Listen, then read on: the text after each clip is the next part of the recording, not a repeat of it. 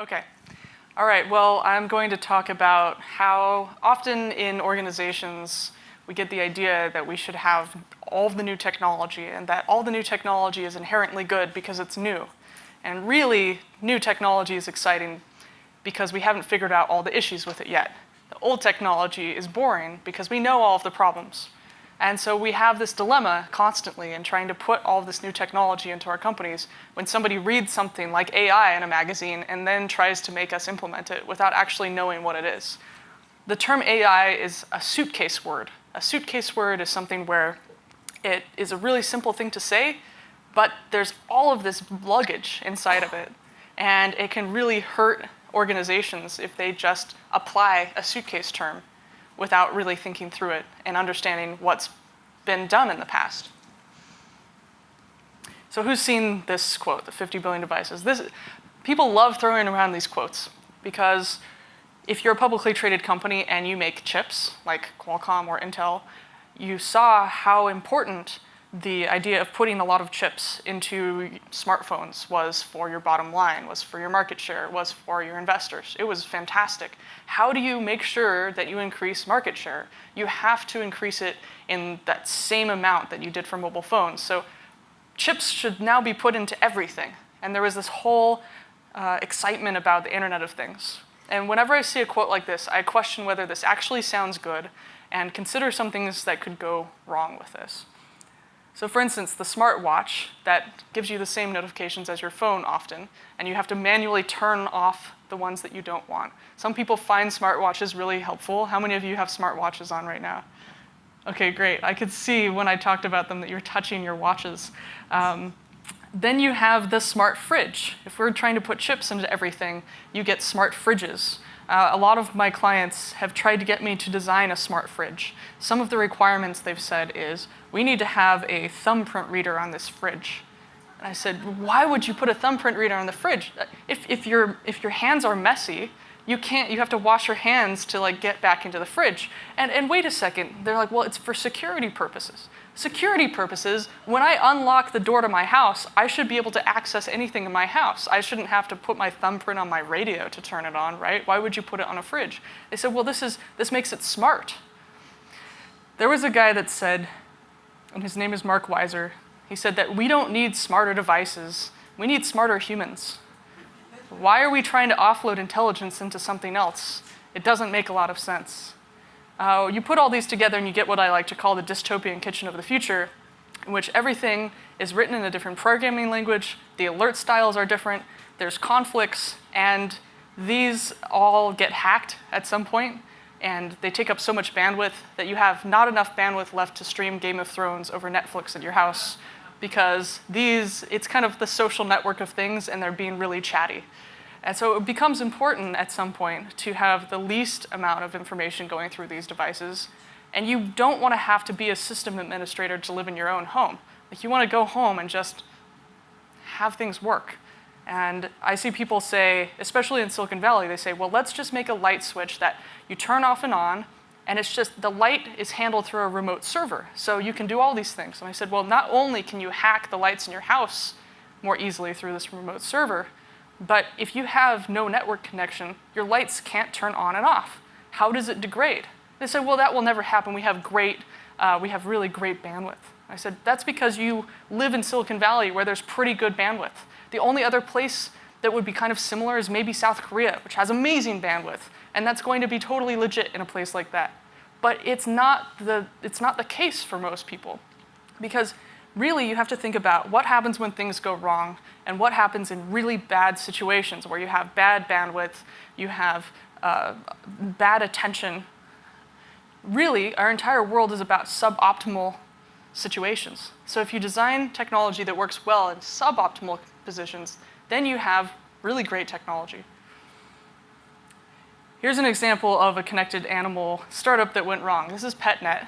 PetNet said, don't worry about feeding or watering your pet ever again when you're on vacation. You can also Skype your pet and see how they're doing. So what happened with this? Can you guess?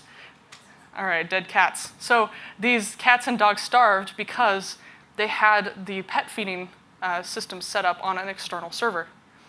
And when I bugged PetNet about it, they said, oh, sorry, we didn't implement offline support yet. I said, what is the point of this? The whole point is to feed the pets, guaranteed at certain intervals. All of the previous pet feeding automated systems just worked. You plug it into the wall and it just works on a timer. You don't need to go to the web in order to see whether you need to feed your pet. Then I looked and I said, are there warning stickers on these IoT devices? Because there should be. It should say, sorry, your cats and dogs might starve. We tell you that you don't need to worry, but you really need to worry. Some restrictions apply. It could be like cigarettes, like those packages, especially in like Amsterdam. They're just, you're going to die. Don't smoke this. Like, your pets will die. Don't use this. But then I looked at their terms of service and it said, you acknowledge that service failures are not our liability. Because it's not a big deal. It's a startup, it's using new technology, it's cool, there's no regulations, there's no accountability. And so when I see this and I see a company that says, let's use this brand new service, we haven't looked at the terms of service, we haven't looked at the edge cases, we're just going to implement it, then they end up costing their company like 3 or 4 years just to look cool for a season or two. And this is really upsetting because it hurts a lot of people in the end. And it's all preventable. So we have this era of interruptive technology. Interruptive in terms of bandwidth, alerts, battery life. The screen sizes are really small. Usually they're cracked. We have lots of issues with technology as is. We were told that the more technology we had, the easier our lives would be, that we'd have more free time. But instead, this technology kind of fills up all of our time instead, like a gas that just expands to fit the size of the room. Any free time you have, you're just going to look at your phone. It's hard to be bored anymore, it's hard to be reflective anymore, and it's hard not to just get an email alert at 2 in the morning and then panic because something happened at the company that you didn't plan on. So what's the opposite? The opposite is called a calm technology, and this was a term that Mark Weiser and John Seeley Brown came up with at Xerox PARC in the 90s. Now it turns out that technology is quite cyclical. So if you go back in time to the 60s, the 70s, the 80s, the 90s, the 2000s, and you find people's research papers, people have pretty much figured out a lot of this already. They've figured out what happens when you have too many devices and not enough attention. What they found is that the scarce resource wouldn't be our technology. The scarce resource in the 21st century would be our attention. And how technology makes use of our attention would be crucial in the future. They wrote a number of papers. One was called The Coming Age of Calm Technology, and the other one was called The World is Not a Desktop. And I love The World is Not a Desktop because it said, in the beginning, we had many people to one computer, many people to one mainframe computer. Bill Gates would sneak out of his house in the middle of the night at high school to have access to this timeshare machine. It was really exciting. And of course, if you had limited time, you knew exactly what you would do with that time on a computer. Then we had about one-to-one computers. We had people and desktop computers. But the great thing about a desktop computer is it's always plugged in. It has a basic internet connection because it's Ethernet, and there's an Ethernet port, so it's hardwired. So you're not running out of battery life or bandwidth, and you have screen resolution and attention that means you can put your primary focus right there in front of it. You're not having to worry about downloading an app in a shopping mart before the person in front of you checks out. You're not having to worry about your phone freezing when you're trying to dial 911. There's all these issues that happen when you take the idea of the desktop that gives you unlimited focus and battery life and bandwidth, and you go to a mobile phone. And so the paper was that the world is no longer a desktop. We can't design technologies that demand our attention like a desktop. We can't design them in the same way that we would assume a desktop works with unlimited battery life and connection. We have to look at a different way of designing these things. So if we look at how we can design calm technology, they came up with a few different methods, and then I tried to expand on some of these so that we could take this information and compress it either into different senses, so we could still be attuned to information without losing our primary attention, or just smaller amounts of attention. So instead of primary focus, you can have secondary and tertiary focus and still be attuned to that information. So the first principle is that technology shouldn't be requiring all of our attention, just some of it and only when necessary, which is hard to do because a lot of times technology demands our attention. The example of this from the research paper is a tea kettle. A tea kettle, you set it, you forget it. It calls to you when it's done.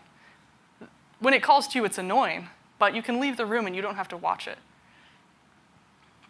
The second one is that technology should empower your peripheral attention.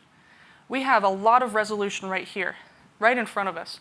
When we drive a car, everything about that car supports our primary attention.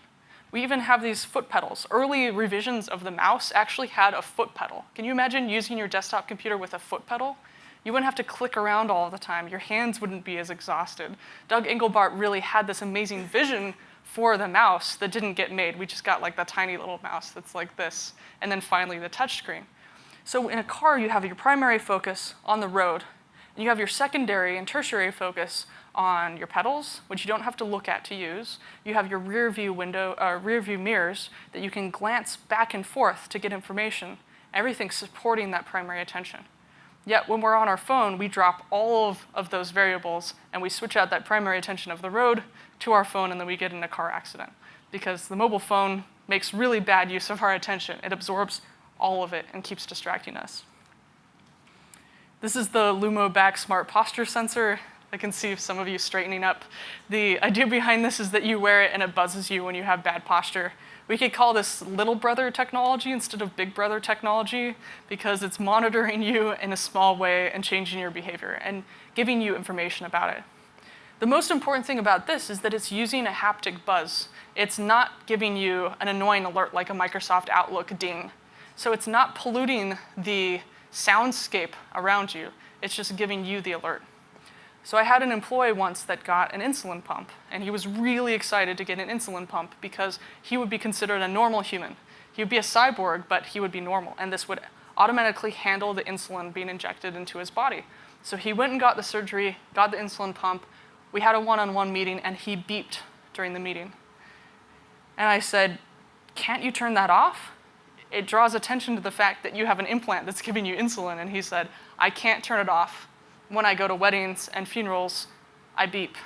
When I go to a loud concert, I can't hear the beep, and I miss the insulin refill. So it's actually really bad for me." He had to set an alarm on his phone that would buzz because the alert didn't work. And so he couldn't change it, and the company that built it couldn't change it either. They didn't allow somebody to change the alert style, and he was stuck with this obnoxious beeping system, which was awful. So you can take this into different senses, just allow people to change what sense they want to get the alert in, and then they have a choice over their technology. Technology should inform and calm. You can give people information in a calming way by making the invisible visible, for instance. One of the ways to do this is through ambient awareness. Ambient awareness is, you can do it in, here's 4 different ways, there's more. The haptics, as I said before, versus an auditory alert, just a buzz versus a ding, ding, ding, or a light status versus a full display. If you're taking a video, you can see that somebody is recording you because there's a red record light.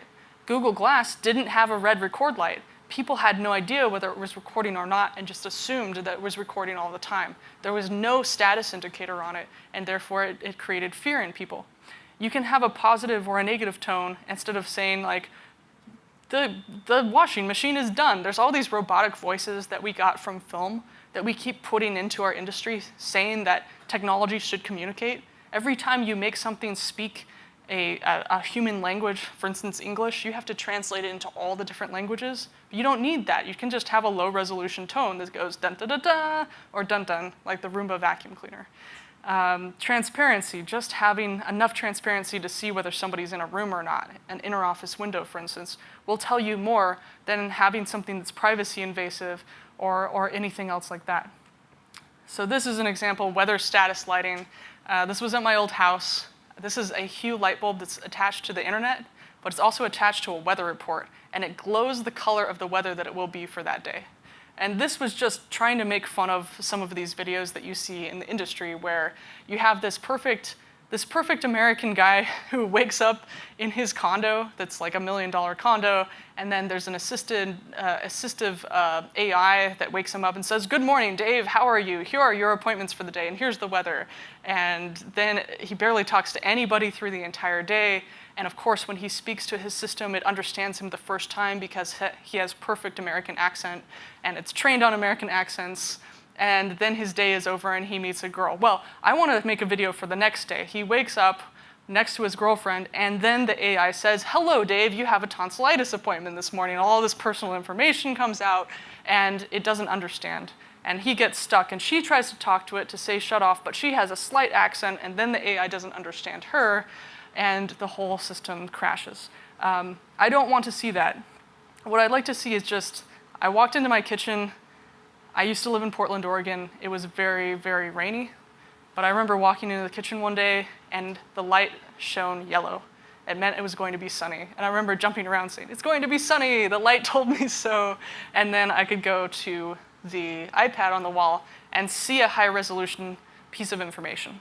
I saw somebody who managed a very good server facility recently, and he was managing the whole floor of a place in downtown Portland, and he had really good uptime. And I said, "How many people do you have working here?" He said, "2. He said, "Me and my dog." And he just had this old basset hound sitting there, and he had this old office with no technology, just a little iPad on the wall, and it just had 3 lights, and they were all green, and when one turned yellow, he would click on it and see what was wrong. But he had this really low-resolution understanding of what was going on, and then eventually he could go in and check something, but he would know before he had to check. It was a really efficient way of doing something. Taking the invisible and turning it visible, compressing it to a tiny indicator, you don't have to worry about things as much anymore. Now, he spent a long time. He spent like 12 years perfecting the system, automating little tiny features, taking them out. It was neat. And then he really just relaxed and hung out with his dog most of the time and got paid to manage an entire city block worth of servers.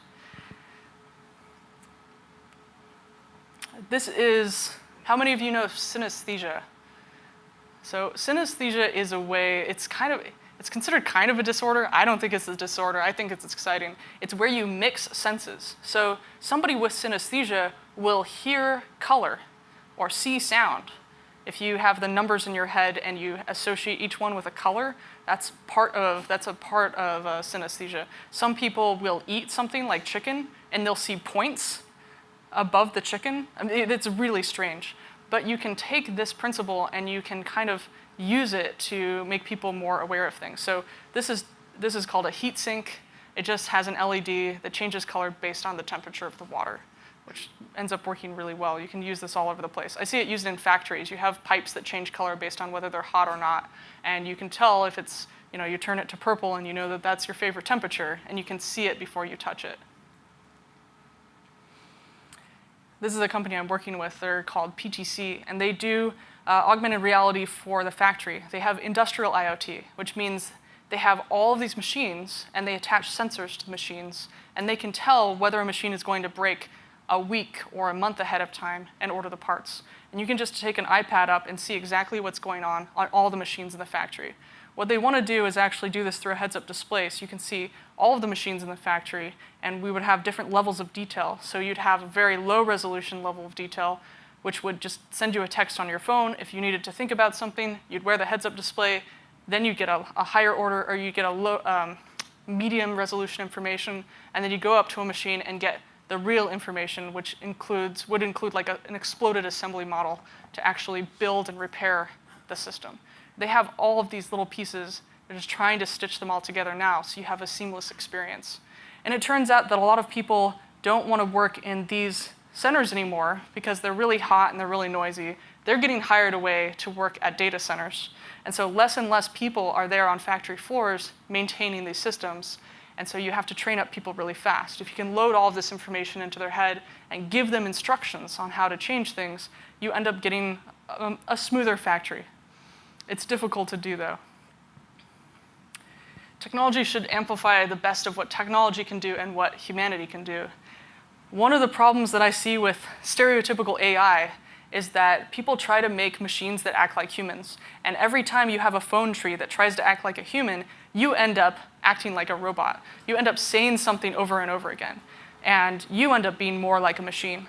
So if you amplify the best of each and you say, humans are really good at poetry and art and curation and context, and they're embodied. We have physical bodies, so we know what it's like to get hurt or to get excited about sports or whatever we do as humans, and machines are really good at going through lots and lots of data. We can pair the two together and amplify the best of each. And it becomes really, really easy to predict whether systems will fail or not.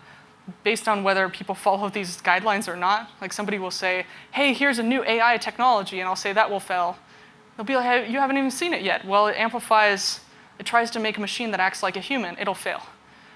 Or it'll be really annoying and you'll add too much, you'll put too much money into it and then your company will run out of money. So here's an example. I mean, this guy, his name is Todd Huffman, and he was really upset because he found that all these grad students were taking biopsy samples to determine whether somebody had cancer, and they were scanning them in 2 dimensions. And it would take them like an hour to do it and a couple years of training.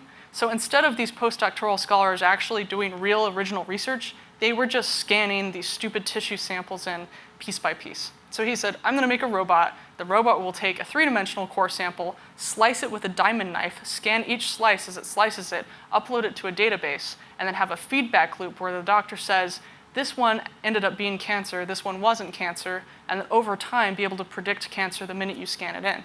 And this is done 1,500 times faster than a human, freeing up all those humans to do the stuff that they're good at, which is the research into cancer and the other things that they're working on. So I'm really excited about his application of it because it's really where automation's done right. You free up human time so that you can do the clever work that humans are really good at, and you leave this machine roboticized work to the machines. Technology can communicate, but it doesn't need to speak. How many of you like roboticized human voices? Do any of you like this? Yeah, him. Okay. There's a reason why people like C3PO, or they don't like C3PO and they like R2D2. R2D2 goes and is adorable, and you kind of know what R2D2 is thinking about. You can tell whether he's upset or happy. And R2D2 might know 200,000 languages, but he's annoying in all of them. So the Roomba is really great because it cleans the room and it goes dun da da da, and then it gets stuck and it goes dun dun, and you have to pick it up and help it. It's the assumption that a robot isn't perfect, and so you end up helping the robot and it's not scary. Like these cute robots that are just little parts of reality, like the Pero robot, which is used in a lot of Japanese care homes, is just a seal that you pet and it keeps you company. But it doesn't have legs, it doesn't have all these moving parts, and it doesn't look like a human. There isn't an uncanny valley for seals because you don't see seals all the time. You see cats and dogs all the time, so making a robotic cat and dog is going to be obvious that it's a robotic cat and dog or a human. But for patients with dementia who need to be distracted from thinking about themselves and they care for this cuddly stuffed thing that needs their help, suddenly it ends up being really useful as a technology. And this is useful too. It's not really that useful, but it's cute. It doesn't even clean the corners of your room. But people love it so much that cats ride around on it in YouTube videos. So I would say it's a successful piece of technology. And again, you don't need to translate this into a bunch of different languages. Globalization, internationalization is simple. It's a light. You just have the light. It's universal. It's a happy tone and a sad tone. Technology should consider social norms. I'll go back for a second. So in the social norms, they change over time. If we were to say 15 years ago, would everybody in the room have a phone with a camera in it, a video camera? We'd say no. 15 years ago, that was just starting to happen. And when the camera came out in the phone, we had all of these people terrified. Privacy is dead. In one country, in Japan, you still have a shutter click to prevent issues with privacy. But in most countries, we now know that when you hold up your phone, you're going to take a picture. And so we can run away from the camera if we want or duck out of the way. But it took a while for that behavior to be metabolized because it's not that technology isn't ready for humans. It's that the humans are not usually ready for technology, and it takes a long time. Every single feature takes a certain social process to get used to. It turns out that we had to have all these elevator operators pressing buttons on elevators for us, and then they went on strike. And then people realized that they could press the elevator buttons themselves. But before that, they thought, oh no, I can't press the elevator buttons and operate the elevator. It's completely arbitrary. So if we look at whatever's normal becomes a kind of invisible technology. This is normal, that everybody has a phone in their pocket with a camera and a video camera and internet access. This is totally normal. And that, if we look at anything that restores somebody to the norm, eyeglasses, they're accepted. They're not entirely invisible, but they're accepted. A prosthetic leg, for instance. But anything that's not widely adopted and enhances our features is considered scary. Enhancing, fear-inducing technology like the Google Glass. Not everybody had it, not everybody knew how it worked, and Google Glass tried to stuff like 15 features into one device, versus the iPhone evolution took at least 15 years, where we had a little tiny iPod and people got used to having portable sound. Then there was a little tiny interface, then it eventually had network connection, and eventually had apps. And then it eventually got smaller and thinner and more powerful, then it had GPS. There was this whole slope of getting people used to the thing. But with Google Glass, it's, oh, here, buy this thing, it's already pre-made and it costs $1,500 and you have to be a developer. It guarantee it would not work.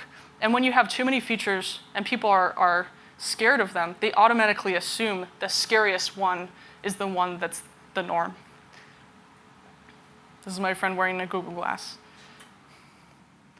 The right amount of tech is the minimum to solve the problem. This is the hardest issue because it's harder to take all of the things out until there's nothing left to take away. It's hard to make a simple solution. It's way easier to just buy Oracle software on a 9-year contract because they have really good salespeople, and then you're stuck with it forever. These are some of my favorite pieces of technology. They become invisible. We don't notice them. Streetlights are like punctuation for a city. You just understand them and you get used to them. The toilet occupied sign on the plane is just a pictogram. It doesn't need to be translated into different languages. Even if you're red-green colorblind, you can understand. This thing hasn't changed on planes.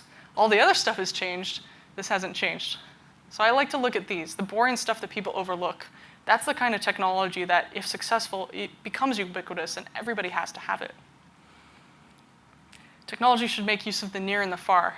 In the example I had before, you shouldn't have to have the lights in your house go to a server and back to turn on and off. It's your house, it's local. It should use local technology, local network, local equipment. And so if you have, this is kind of my understanding of what could happen in the future, but if we had mainframes that were far away from us in the past, and then we had technology and data that was really close to us with desktop, now we're in the stage of kind of remote mainframes, remote servers, where we're storing most of our information away from us. And a lot of companies are trying to get us to store all of our information outside of us and then download it when we need it.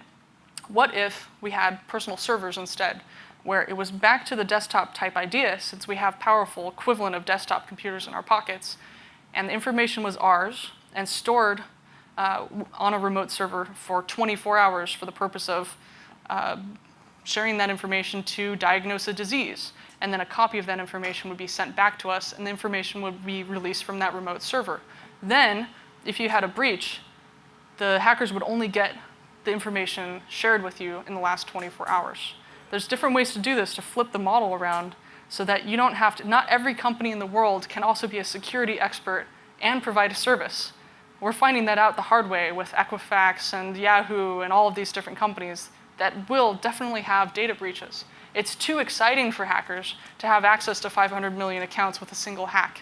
But if the data is stored with us, it's really hard to hack everybody's phones. You might have a geographical hack of 10 phones, but it becomes really boring to hack if you only get access to the last 24 hours of data. It becomes just harder to do.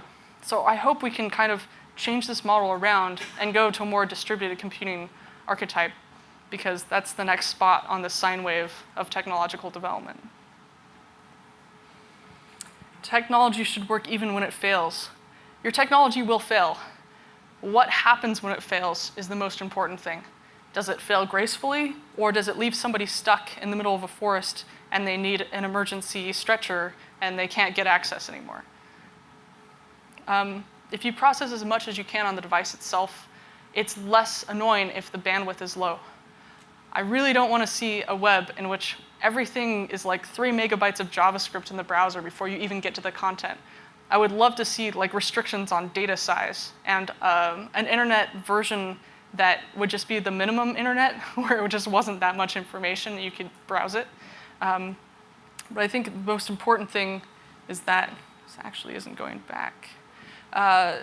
If you think about an escalator, when it breaks, it becomes stairs. When an elevator breaks, you can't do anything with it anymore. And it's not to say that everything should fail like an escalator. Escalators, when they fail, are still really annoying because you have to bring your luggage up them. But if something fails gracefully or you have a backup system, then things will be a lot better. You won't just be stuck with nothing. And right now, things either fail horribly or they work okay. They need to work well and fail okay. And then we'll have a slightly better world of technology. Because we're not increasing the amount of bandwidth that we have access to. People are just going to be stuck with worse and worse bandwidth, with more and more things taking up that bandwidth. So in conclusion, if good design allows people to accomplish their goals in the least amount of moves, and as a good designer, you take away those moves until there's nothing left to take away.